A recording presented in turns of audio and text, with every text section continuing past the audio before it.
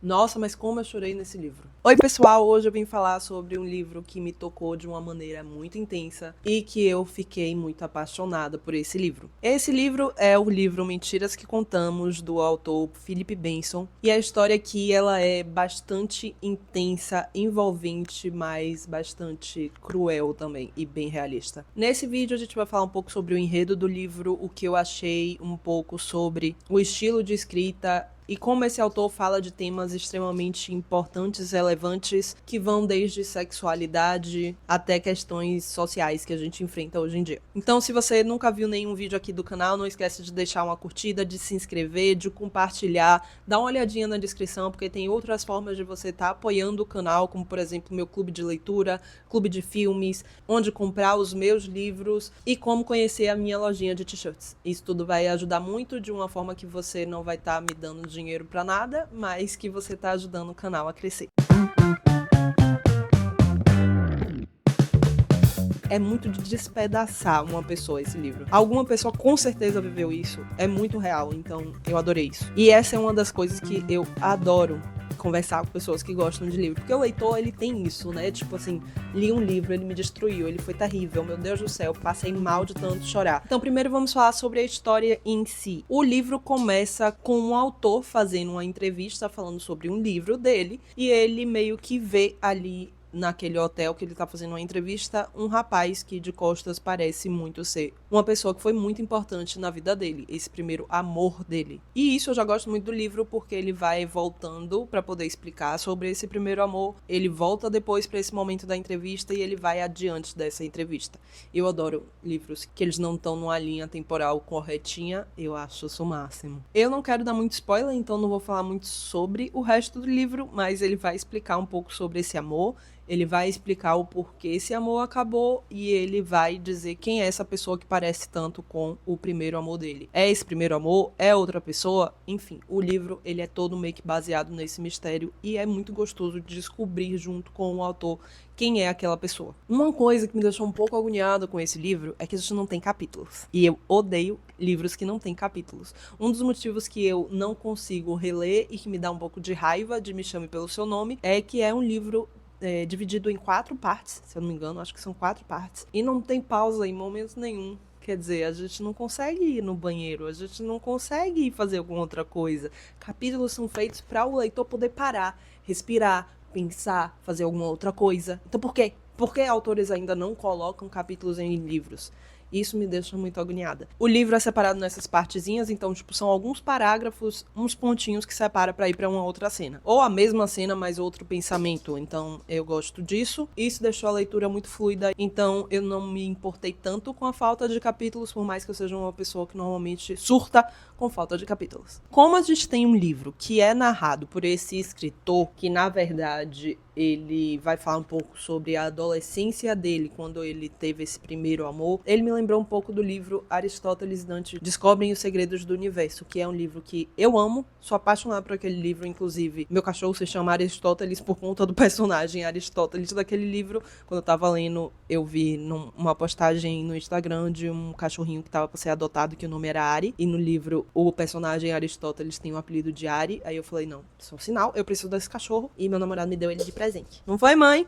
Ele foi embora. Ele tá super empolgado em aparecer no vídeo. Enfim, me fez lembrar muito desse livro porque tanto esse livro como, por exemplo, Se Deus Me Chamar Eu Não Vou, eu sempre falo que eu gosto muito desses livros porque são narradores, crianças ou adolescentes que passam muito essa inocência, essa doçura, esse ser delicado e vulnerável, e eu amo esse tipo de escrita. Me deixa sempre muito envolvida com o personagem, como que ainda tem personagens, a gente ainda tá descobrindo uma história dessa visão de uma pessoa que ainda é muito inocente, que ainda é muito ingênua, que ainda não vê muitos problemas, não vê toda a dor do universo, do que o mundo realmente traz pra gente. Então eu amo esse tipo de escrita. E ao mesmo tempo traz muita complexidade, porque a gente precisa desconstruir toda a realidade que aquele personagem tá vendo, porque o livro normalmente é baseado em alguma coisa real, então a gente vê ele entendendo o que é a realidade. Loucura de não poder demonstrar nossa felicidade, uma palavra pobre, não é? Os outros têm esse direito e o exercem. não se privam dele. E isso nos deixa ainda mais felizes, os enche de orgulho. Mas nós somos atrofiados, comprimidos em nossa censura. Tem essa ardência de não poder dizer nada, de ter que manter tudo em segredo. Esse abismo entre nossos pés. Se não falamos disso, como podemos provar que ele existe? Um dia, quando a história acabar, já que vai acabar, ninguém poderá atestar que ela aconteceu. Um dos protagonistas, ele, pode negar, se quiser. Pode chegar ao ponto de se revoltar contra alguém que inventasse tamanho absurdo. O outro, eu, só terá a própria palavra, que não tem muito peso. Essa palavra nunca será dita. Não, eu nunca vou falar. Exceto hoje, exceto nesse livro, pela primeira vez. Às vezes lamentarei ter tido uma infância e uma adolescência tão indolentes, tão protegidas, tão comuns. Porque muitas vezes somos obrigados a recorrer a um trauma que remonta a uma idade muito terna, como mostrar os documentos à polícia para justificar o ofício que se escreve. O ofício de escrever. Mas, para mim, não houve violação. Não houve nada de família maluca, nada de pai desconhecido, nada de pai presente até demais, nada de fuga, nada de abandono, nada de doença grave, nada de pobreza, nem de grande riqueza, nada de que pudesse ser usado para criar um livro que chamasse a atenção e que vendesse. Aqui nesse livro, a gente vê muito personagens entendendo sobre a sua sexualidade, entendendo sobre si, em um mundo super cruel, super julgador, mas que isso tudo é trazido de uma forma mais leve por conta de ter esse narrador mais jovem, mesmo trazendo esse peso enorme desse assunto. Então a gente tem um menino que ele foi obrigado meio que a sair do armário, todo mundo meio que sabe que ele é gay, e ele se apaixona por um menino que ninguém sabe, ele ainda tá escondido ali no armário, ninguém sabe sobre ele, e ele quer muito manter tudo assim, dessa forma. Então eles começam um relacionamento extremamente escondido, onde eles têm que ir a lugares secretos, eles têm que ir pra casa de um deles quando os pais não estão por lá, eles têm que estar sempre realmente se escondendo de tudo. E entender um pouco desse protagonista que não se assumiu de como ele vê a vida, por mais que não seja narrado por ele, mas da dor dele de ter essa dúvida, de estar tentando se entender, de estar entendendo que tá apaixonado por esse menino, mas ele de alguma forma acha que isso não é correto, é muito de despedaçar uma pessoa esse livro. E essa é uma das coisas que eu adoro conversar com pessoas que gostam de livro, porque o leitor, ele tem isso, né, tipo assim, li um livro, ele me destruiu, ele foi terrível, meu Deus do céu, passei mal de tanto chorar, amei, 5 estrelas. Essa sou eu. Acho que é uma grande parte de vocês também, muita gente é assim, né, adoro conversar sobre livros com esse tipo de pessoas. Inclusive eu gostaria de falar rapidinho aqui 2 áudios sobre a minha marquinha de t-shirts, pra vocês conhecerem um pouco mais. Não dá pra ver daí, mas eu tô usando uma blusinha que diz introvertida, menos pra falar de livros, que isso é basicamente minha pessoa. Eu fiz essa marquinha de t-shirts pra poder fazer t-shirts com caras de leitores, de pessoas que gostam de filmes e séries e de Taylor Swift, porque basicamente são os meus hiperfocos e eu adoro, então por que não fazer uma marca de t-shirts com isso? E aqui a gente tem uma produção completamente nacional. Quem compra essas blusinhas pode atestar que de fato é um tecido muito gostoso, é algodão, mas não é aquele algodão pesado, é aquele algodão super levinho,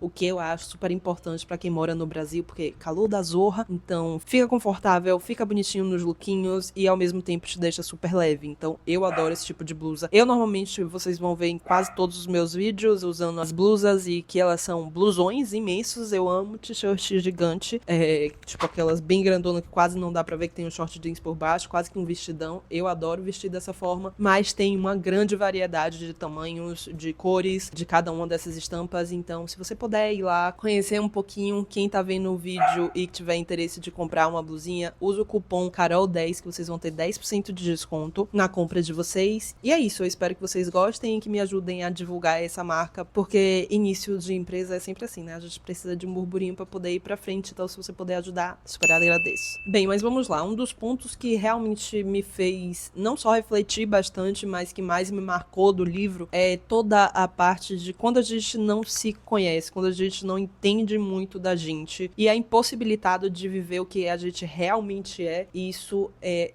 completamente desgastante, isso é desesperador para nossa saúde mental. Porque quando a gente reprime a nossa essência, a gente fica cada vez mais distante de nós mesmos. E isso acaba se transformando em um problema muito profundo, em uma tristeza muito grande, que quase que não tem como você sair dela. Se você não consegue se reconhecer, se você não consegue viver o que você realmente é, por que viver, sabe? E no livro a gente vê um dos protagonistas carregar toda essa dor de repressão, de se esconder de si mesmo, de uma maneira maneira tão bruta que a gente vê os efeitos e consequências disso de uma forma que infelizmente é muito real. É algo que ressoa muito no nosso cotidiano, de tipo, parece que a gente tá evoluindo, a sociedade em si tá evoluindo, mas que em muitos temas a gente vê, na verdade, um retrogresso muito grande. Como, por exemplo, as questões de aborto devem ser legalizados ou não, tirar todo esse direito de lugares que já têm esse direito. Direitos de casamento de pessoas do mesmo sexo, porque ainda tem lugares que botam isso em pauta se deve ou não ser permitido. Tem lugares perdendo esses direitos, tem outros conseguindo, mas ainda assim é muito esse contraste de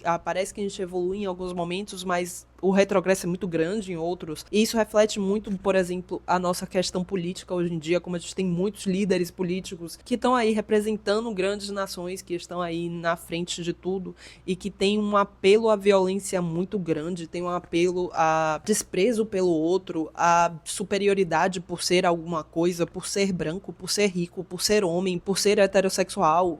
Tipo, que isso é acima de outro. Eu não consigo compreender, mas a gente tem líderes políticos que realmente meio que pregam isso. E que é desesperador ver pessoas votando e nações sendo lideradas por pessoas que acreditam nisso. Eu acho que por isso que, inclusive, as pessoas debatem muito mais política, porque passou de ser uma coisa mais econômica, que muita gente tem preguiça de estudar sobre e não sabe muito sobre, mas que traz muito da vida pessoal de cada um. Porque esses líderes políticos trazem cada vez mais a pauta a deixar claro as suas escolhas de violência contra coisas que são de escolha dos outros. Sabe? Assim, eu não consigo compreender. Então esse livro, com toda a sua abordagem assim mais vulnerável e ingênua, de um modo muito delicado, traz temas muito fortes que fazem muito a gente pensar na sociedade que a gente está vivendo e o quanto a gente ainda tem que melhorar, por mais que a gente ache que a gente está passando por tantas evoluções, a gente ainda tem muito para melhorar. Traz muito da questão de saúde mental, e eu acho que a saúde mental de debater com homens é um tópico que precisa ter ainda mais atenção. A gente não faz homens falarem sobre seus sentimentos, a gente não encoraja homens a falarem sobre as coisas, e isso acaba ajudando com a sociedade machista que a gente vive, porque o homem ele não foi feito pra chorar, o homem não foi feito pra dizer o que ele tá sentindo, o homem não foi feito pra entender e poder ser vulnerável. Então eu acho que isso é uma questão muito importante da gente conversar sobre. Então eu acho que a história do livro Mentiras que Contamos não é só sobre as mentiras que esses personagens tiveram que falar pra poder viver um com o outro, viver essa paixão e continuar na vida depois, mas muito das mentiras que a gente acaba contando pra nós mesmos pra poder viver em um mundo que a gente acha que vai julgar. E muitas vezes julga o nosso ser. Então, são as mentiras que a gente acaba contando pra gente mesmo e que acaba destruindo nossa essência, destruindo o nosso ser. O quanto a gente precisa ser realmente sincero e viver a nossa essência mesmo. É um livro muito sobre isso. Tem uma passagem do livro que me deixa muito emocionada, muito vulnerável junto com esse personagem, que é quando o personagem principal tá narrando sobre esses encontros que ele tem que ter às escondidas com o romance dele, que ele acaba falando sobre um trauma de infância dele. Ele fala sobre quando ele tava num shopping, eu acho, em um mercado com a mãe,